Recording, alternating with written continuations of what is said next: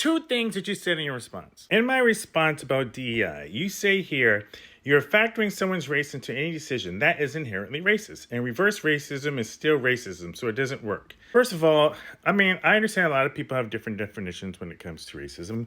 Many people who are people of color, when we talk about racism, we're really talking about the systemic racism that exists within all throughout this country versus racial prejudice. So let's assume you're talking about racial prejudice.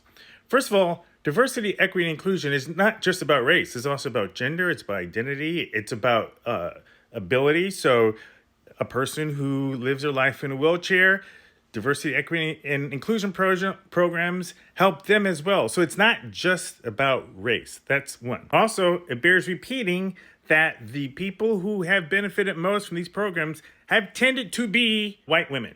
So again, let's put that out there. It's not just about race. But when you say factoring someone's race into something makes something inherently racist, when you have a country like ours that for so long has had systemic racism built in, you have to take race into consideration in order to reverse that. That is the only way you can counteract the racism that is built into the system. The only way that you can counteract sexism that's built into the system is to specifically focus on areas where marginalized genders have not had the opportunities that men have. Because if you do not do that, people will revert to what is normal, to the status quo, even those who are well-meaning. I've told a couple times now on this app the story of how when I made this podcast about filmmakers, everybody I had interviewed for this podcast was a white man, except for one person who was Asian.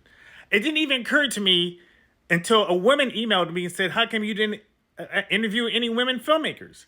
And so later that year, later in the season, I made a point to interview just women filmmakers for like a special series because I had to fight against the natural biases and unbiases that I have, and I consider myself an ally. We all have it. Can it go too far to the other side? Yes. I'm not saying it's perfect, but it is better than not having anything. And as soon as you take it out, you start reverting back to getting people like Pete Hegseth as your Secretary of Defense, getting rid of a 41-year, multi-star general who clearly was more qualified, but he just happened to be this color.